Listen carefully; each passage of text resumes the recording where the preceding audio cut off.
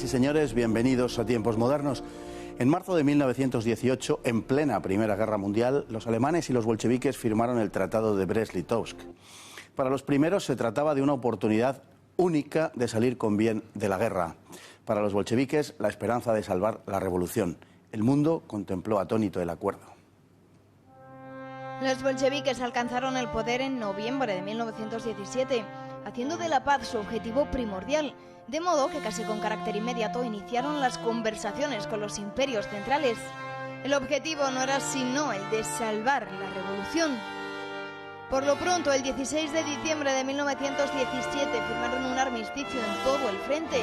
6 días más tarde, los bolcheviques, encabezados por Trotsky, comenzaban las negociaciones con alemanes, austríacos, checos, húngaros y otomanos en la ciudad de Brest-Litovsk. La estrategia básica de los soviéticos era la de retrasar todo lo posible la firma de un acuerdo, a la espera de que la revolución socialista estallase en toda Europa y muy especialmente en Alemania. Pero entre los bolcheviques había divergencias muy serias. Bukharin, Lenin y Trotsky diferían en cuanto a si, llegado el caso de no haber otro remedio, había que firmar la paz cualesquiera fuesen las exigencias alemanas. Lenin resumió la cuestión en términos de gran crudeza. Por muy duras que sean las condiciones, hay que aceptarlas. Si no se firman, tendremos dentro de 3 semanas la sentencia de muerte del poder soviético. La revolución no está aún madura en Alemania y puede tardar meses. El líder soviético tuvo que poner en la balanza todo su ascendente sobre el partido para que los bolcheviques se decidieran a aceptar este camino. Trotsky, sin embargo, al tratar de prolongar las conversaciones, provocó la reanudación de las operaciones por parte de los alemanes, que avanzaron con enorme potencia y rapidez. El ejército rojo no era un rival para él, y el frente se vino abajo con estrépito. Los bolcheviques aceptaron entonces las condiciones de sus enemigos, que se habían endurecido al comprobar la debilidad de los soviéticos. Para estos, la elección estribaba entre perder mucho o perderlo todo. El 3 de marzo de 1918, en la ciudad de Brest-Litovsk, entonces rusa, más tarde polaca y hoy bielorrusa, se firmó el acuerdo entre el gobierno imperial alemán y el revolucionario soviético. Los bolcheviques renunciaban a grandes porciones del territorio en favor de sus enemigos. A los turcos les devolvían Batumi, Ardahan y Kars, que les habían sido arrebatados en la guerra de 1878. Finlandia, Estonia y Letonia se convertían en estados independientes. Rusia reconocía la existencia de la República Ucraniana, que había sido proclamada bajo la tutela alemana en 1917, pero sobre todo cedía a los alemanes Polonia y ratificaba la administración germana en Lituania, Bielorrusia y Curlandia. Rusia perdía un 30% de su población y de sus tierras cultivadas, y casi 3/4 partes de su industria. Al día siguiente, Trotsky, en admisión implícita de la humillación sufrida, renunció a su condición de comisario de Exteriores. El Tratado de Brest-Litovsk fue complementando con el que se firmó en Berlín el 27 de agosto de ese año, en 1918, por el que se obligó a Rusia a pagar 6.000 millones de marcos, una cantidad astronómica. Podía parecer que se trataba de un desastre, y en parte lo era, pero Lenin había salvado la revolución. Don Carlos Font, muy buenas noches. Hola, un placer tenerle aquí de nuevo. Gracias. Bueno, el Tratado de Brest-Litovsk se firma en marzo de 1918 y es un tratado que firman alemanes y soviéticos, como se ha explicado, el nuevo poder bolchevique, y Alemania aprovecha la situación de la debilidad casi extrema de los bolcheviques recién instalados en el poder para imponerles unas condiciones enormemente duras. Exacto, gracias por invitarme a tu programa. Unas condiciones duras, realmente, pero bueno, si en trance de comparaciones lo comparamos con el Tratado de Versalles, tan conocido por cuestiones obvias, porque fue la paz de los vencedores, de los aliados frente a Alemania, podemos relativizar un poco incluso el legado de ese tratado, el impacto de ese tratado, puesto que las concesiones territoriales que hizo Rusia pueden parecer desorbitantes, puesto que perdía Ucrania, los países bálticos, parte de Polonia. Luego el Cáucaso también se empezó a reclamar sus independencias, pero sin embargo estos territorios proclamaron su independencia, pero no se anexionaron a Alemania. O sea que en cierta manera dejaba la vía libre de lo que se llamó en la época el derecho de autodeterminación de los pueblos. Y en cuanto a las cuestiones económicas, pues obviamente era un tratado de paz gravoso, duro, pero no en principio, puesto que en agosto ahí... perdón. No, continúa. Ay, perdón, es que me he dicho. No, continúa. Que era un tratado de paz duro, gravoso, pero no en principio, porque fue sobre todo en agosto, cuando ya los diplomáticos en Berlín afinaron el olfato, y entonces ahí le grabaron al gobierno ruso, al flamante gobierno ruso, que estaba en manos de los bolcheviques, una indemnización de guerra, que fueron unos 6.000 millones de marcos oro. De todas maneras, muy lejos, a distancia, de los casi 200.000 millones de marcos oro que los aliados pidieron en Versalles. Bueno, que se quedaron luego en menos, en 132.000, pero bueno, en cualquier caso, pues menos de 20 veces, efectivamente, lo que pedían los aliados. Llama la atención que los alemanes, llama la atención desde el punto de vista de hoy, es más explicable en aquella época que los alemanes no pretendieran, sin embargo, la aniquilación del poder bolchevique, quizá porque entendían que debilitaba a Rusia en realidad. Eso es muy curioso porque desde el punto de vista militar, la verdad que el Imperio Alemán y sus aliados tenían un predominio absoluto sobre las desmoralizadas tropas rusas. De hecho, el ejército ruso, digamos que se disolvió, no existía orden en el frente ruso. Los soldados directamente dejaban las armas, abandonaron las trincheras y se evaporó, digamos, el ejército ruso. Entonces, en estas condiciones de gran debilidad por parte de Rusia, Alemania iba a aprovechar la ocasión. Entonces, al principio de la guerra hay que tener en cuenta que los militaristas alemanes tenían el proyecto del Mitteleuropa, que era una especie de gran imperio germánico que rebasaba las fronteras orientales y se desparramaba por parte de la Rusia europea. Después de tantos años de guerra y sufrimiento, esas demandas se fueron paliando un poco, pero sin embargo esa idea seguía flotando. La cuestión era remozarla de otra manera. Entonces ellos lo que decidieron crear fue una serie de estados tapón, digamos, por supuesto progermánicos, y que sirvieran de barrera frente a Rusia, pero obviamente adictas a la política y al control económico de Alemania. Bueno, vamos a ver, desde el punto de vista alemán, luego iremos a eso porque había algunos proyectos ciertamente curiosos, que muchos de los cuales no han trascendido excesivamente, pero hay otro punto de vista, que es el punto de vista bolchevique. Los bolcheviques, básicamente, en su negociación con los alemanes, lo que pretendían era ganar tiempo, entre otras cosas, bueno, para ver si se producía una revolución en Alemania, como creían que se podía producir. Había habido algunos síntomas, recordemos que en Alemania hacía estragos el hambre, y había un cansancio de la guerra y las fuerzas revolucionarias pues instigaban motines, huelgas, etcétera, y los bolcheviques esperaban que en Europa en general, pero sobre todo en Alemania, sobre todo, se pudiera dar una situación revolucionaria. Todos estaban en que había que negociar con los alemanes para ganar tiempo, por esa razón, y también para fortalecer el ejército rojo. Sin embargo, Bujarin y Trotsky fundamentalmente querían negociar para ganar tiempo, pero no llegar a ningún acuerdo con los alemanes, sino dilatar las negociaciones todo lo posible. Lenin también, pero Lenin, puesto a elegir, o puesto entre la espada y la pared, tener que aceptar un ultimátum de los alemanes, era partidario de aceptarlo en lugar de, por ejemplo, Bujarin, que no quería aceptarlo ni hablar de eso de ninguna manera. Y claro, Lenin le decía, con toda la razón del mundo, implacablemente realista como era siempre, le decía, bueno, pues si no aceptamos el ultimátum, tendremos a los alemanes en Moscú antes o después. Exacto. Es curioso porque a la par que los bolcheviques negociaban con los alemanes, había, digamos, otras negociaciones igualmente intensas dentro de la misma cúpula bolchevique, como tú muy bien estás refiriendo. De hecho, digamos que hubo también, entre comillas, como un tratado íntimo entre Trotsky y Lenin, puesto que la estrategia de Trotsky la verdad que era un tipo bastante inteligente, sabía manejar las situaciones extremas, pero claro, su estrategia era la dilación cuanto más de las negociaciones para no llegar al punto final, que era una firma de un tratado de paz, que obviamente iba a ser oneroso para Rusia. Entonces él acuñó un eufemismo un poco cínico que decía, no estamos en guerra y le declaramos la guerra a Alemania, le declaramos la paz a Alemania. Claro, ¿qué significa?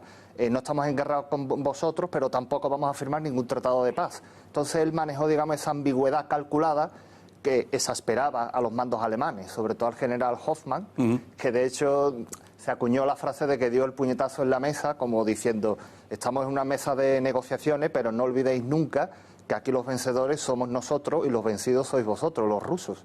Y entonces, vamos, según los documentos de la época, desplegó un mapa de Rusia con toda la línea del frente donde estaban ubicadas las tropas alemanas.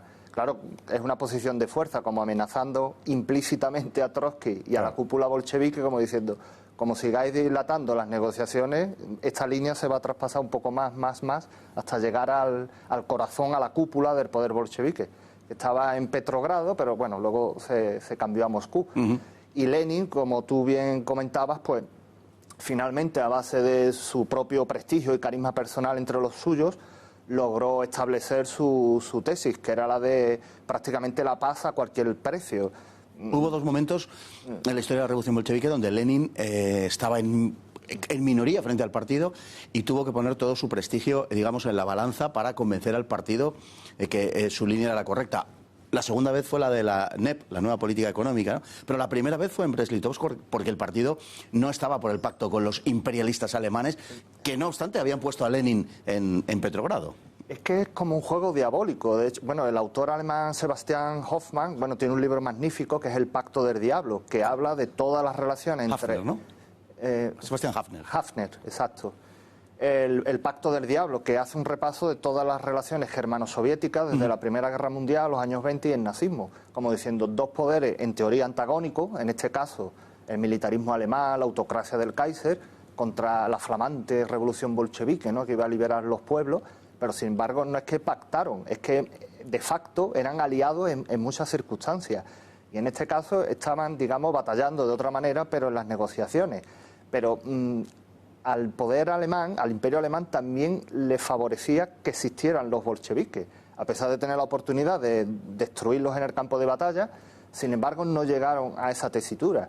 Porque como ya no estaba mal visto anexiones directamente de los territorios que se habían desgajado del imperio ruso, ellos jugaron la baza de la lucha antibolchevique, como diciendo, bueno, nuestras tropas están aquí, pero no porque queramos. Es que en cierta manera os estamos ayudando a combatir a los bolcheviques, que es una amenaza para Europa.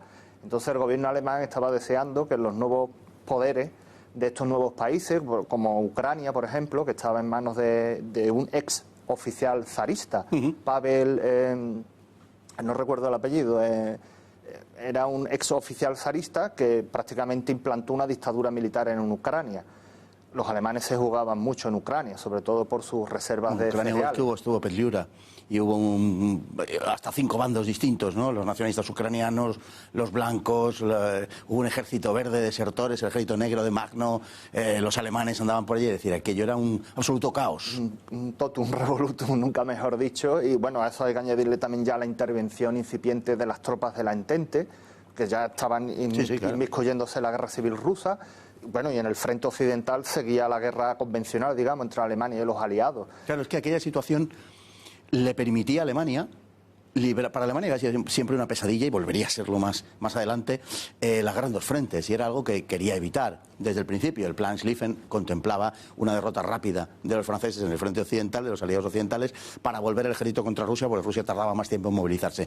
Pero esa circunstancia no se había dado porque los alemanes habían fracasado en septiembre del 14. Bueno, ahora veían la posibilidad verdaderamente de crear esa circunstancia de conjurar la guerra en dos frentes y enviar todo al frente occidental. De algún modo es lo que hicieron, aunque no consiguieron forzar la situación, no consiguieron la victoria, pero tampoco estuvieron tan lejos. Estuvieron muy cerca, pero es que incluso viendo los datos militares, cuando nosotros leemos que se acabó la guerra en el frente del este, ¿no?, se firmó el Tratado de Paz, pero se llega a la endiablada conclusión de que, a pesar de haber firmado un Tratado de Paz con Rusia, la guerra seguía en Rusia, por todos estos motivos que estamos diciendo, porque ya estaba la guerra civil rusa, los alemanes seguían avanzando, o sea, parecía que el Tratado de Brest-Litovsk estaba como si fuera papel mojado. Pero, sin embargo, cuando se estaba dirimiendo de una manera decisiva en el frente occidental, con la gran ofensiva de primavera, la guerra en toda su universalidad, los alemanes seguían manteniendo 50 divisiones en el frente del este. Que esas 50 divisiones hubiesen sido decisivas en el frente del oeste, en el frente occidental.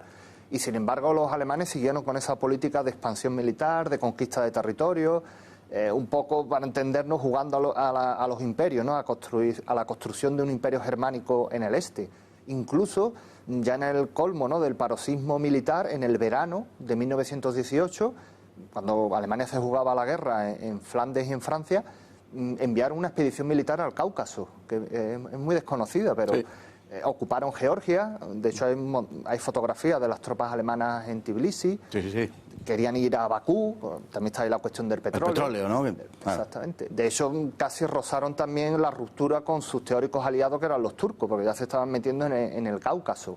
Pero, en fin, que esta política alemana no deja de ser errática, ¿no?, porque no cumplieron, digamos, lo que firmaron en Brest-Litov, pero tampoco querían dejar escapar la oportunidad de crear un imperio alemán aprovechando la debilidad pasmosa de Rusia. Sí, además, fue una intentona un tanto, extremadamente curiosa, como bien dices, por la campaña del verano del 18 en el Cáucaso, efectivamente, pero luego también porque todo aquello querían ponerlo bajo el poder de los Hohenzollern. Es decir, llegaron a imaginar una especie de, digamos, de réplica de lo que había sido Napoleón casi, ¿no?, colocando parientes en los distintos tronos de Europa, pues un poco lo mismo en esas zonas del este europeo. Exacto, es un proyecto muy peregrino, pero bueno, considerando la personalidad excéntrica del Kaiser Guillermo II, no nos debe de extrañar. Y la última carta que quiso jugar a Alemania es eso, de crear una especie de confederación de monarquías de la misma familia, los Hohenzollern, que era la familia reinante en Alemania, en el Imperio Alemán, colocando una serie de parientes del emperador alemán o miembros de la alta nobleza alemana. Y hubo casos muy, muy cercanos, sobre todo en los países bálticos. Es muy curioso el caso de los países bálticos. Bueno, en aquella época se denominaba Curlandia, Livonia, que es lo que hoy es gran parte de Estonia y Letonia. Sí. Luego Lituania, por otra parte. Hay que tener en cuenta que también allí había una élite progermánica, vamos, desde tiempos inmemoriales, y totalmente rusófoba, o sea, que estaban en contra de Rusia de toda la vida, como quien dice. Y estas élites estaban por la integración con Alemania de alguna manera, llegar a una especie de inteligencia con Alemania. Y si no era con una anexión directa, que estuvo muy cerca también de conseguirlo, mediante una unión política. De hecho, el conde de Battenberg se postuló como un futuro rey de Lituania. De hecho, en la Asamblea Lituana se aprobó la moción de que estaban de acuerdo. Lo que pasa es que no se llegó a consumar el proyecto. Luego, incluso en Finlandia, que no la hemos nombrado, que también se debatía la guerra civil entre los blancos y los rojos, los bolcheviques, el cuñado de Guillermo II, Federico de Hesse, también se postuló como hipotético monarca de una Finlandia aliada de Alemania. Bueno, es que Finlandia le fue arrebatada a Rusia, es decir, Exacto. Finlandia adquirió el estatus de Estado independiente, de nación independiente, justamente ahora, fue cuando se le reconoce, porque Finlandia formaba parte tradicionalmente del Imperio ruso. Exactamente, era una posesión rusa, habían estado sometidos al imperio del zar y aquí vieron la ocasión de liberarse de ese dominio, ¿no? Y entonces este proyecto monárquico de Guillermo II no tuvo aplicación, no funcionó, porque prácticamente ya se solapó lo que fue la rendición alemana en el oeste, la Revolución de Noviembre en Alemania, el propio destronamiento del Kaiser Guillermo II. Entonces esto fue, vamos, el sueño de una noche de verano. Pero bueno, de todas maneras tenemos por escrito los proyectos, las intenciones, lo que se aprobó, lo que se discutió, y no deja de ser curioso, ¿no?, que a principios del siglo XX el proyecto o la quimera de una constelación de monarquías unidas por Guillermo II, por el Kaiser alemán. Bueno, realmente el mapa quedó enormemente fragmentado. Es verdad que el Brest-Litovsk estuvo, digamos, en vigor hasta Versalles, hasta la rendición alemana, por decir mejor, porque Versalles es de junio del 19, y lo que se produjo fue una zona, una región europea muy vasta, muy amplia, verdaderamente, pues enormemente fragmentada, a la cual había que unir además la fragmentación a su vez producida por el Tratado de Versalles, por ejemplo en el caso del Imperio Austrohúngaro, con lo cual se conformó, digamos, un continuo de nuevos estados que anteriormente no existían, porque todo estaba dividido entre el Reich alemán, el Imperio ruso, el austrohúngaro y más abajo, unos años antes, ¿no?, el otomano. Y ahora apareció una enorme cantidad, una constelación verdadera de nuevos estados que curiosamente se parece más a lo que hay hoy. Sí, es muy sintomático, porque si comparamos el mapa de 1918-19 al socaire del Tratado de Brest-Litov y cogemos un mapa de 1991, que es cuando se disolvió la Unión Soviética, como todos sabemos, es prácticamente igual. O sea, se sigue reconociendo los países bálticos, Estonia, Letonia, Lituania, los países caucásicos, Georgia, Azerbaiyán y Armenia, Ucrania, Polonia. Entonces, claro, la pequeña gran diferencia obviamente que hay cerca de 60 o 70 años entre un mapa y otro. Entonces, claro, eso como conclusión lo que pensamos es que la retirada de Alemania por la rendición frente a los aliados automáticamente ocupó ese espacio geopolítico el poder bolchevique, los comunistas, ¿no? La futura Unión Soviética, la Unión de Repúblicas Socialistas Soviéticas. Entonces, quitando, entre comillas, ese pequeño paréntesis del dominio soviético, cuando cayó ese poder omnímodo de Moscú, volvió a florecer todas esas naciones que habían sido proclamadas al socaire del Tratado de Brest-Litovsk. Entonces, digamos que ahí la historia, al principio del siglo XX y al final, se toca, porque al final volvemos al mismo mapa. Bueno, un Tratado de Brest-Litovsk que salvó la revolución, indudablemente, pero que no dejó de ser tremendamente oneroso para la Unión Soviética, para la Rusia bolchevique, por ser más precisos. De hecho, Trotsky al día siguiente dimite de su puesto de comisario de Exteriores, que sería equivalente a ministro de Asuntos Exteriores, dimite porque entiende que es una derrota. Y, en fin, se centrará en el Ejército Rojo, pero es capaz incluso de renunciar a un ámbito de poder como ese, precisamente en un reconocimiento implícito de que Brest-Litovsk, en primer lugar, es una derrota soviética y, en segundo lugar, en lo personalmente político, digamos que se siente que le han doblado la mano, que él ha perdido la apuesta política, aunque es verdad que él en un momento dado se adhiere a la propuesta de Lenin y tal, pero las maniobras clásicas del poder bolchevique, pero realmente todo el mundo sabía cuál era la postura originaria de Trotsky. Es un reconocimiento, como digo, de esa derrota, de algún modo.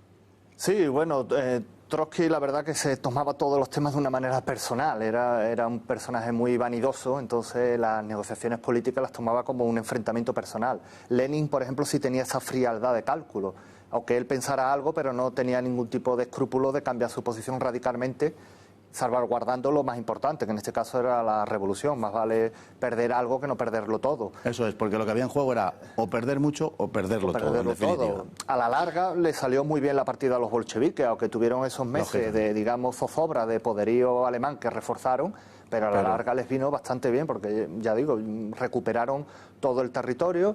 Luego ya con el dictador soviético Stalin, ya digamos que redondeó la partida, porque anexionó los países bálticos en 1940, la Besarabia. Entonces digamos que en un plazo de 15, 20, 25 años prácticamente dibujan el mapa soviético como se conoció. Juan Carlos Font, muchísimas gracias por contarnos el Tratado de Brest-Litovsk, que es muy importante, pese a que luego no tuviera continuidad después de Versalles, pero, en fin, marcará, como bien ha señalado, remitiéndose a Sebastián Haffner, las relaciones alemanas y soviéticas en las siguientes 2 décadas, 2 décadas y media. Muchísimas gracias, como digo. Gracias a ti. Y a todos ustedes igualmente, muchísimas gracias por estar ahí día tras día y hasta el próximo programa, si Dios quiere.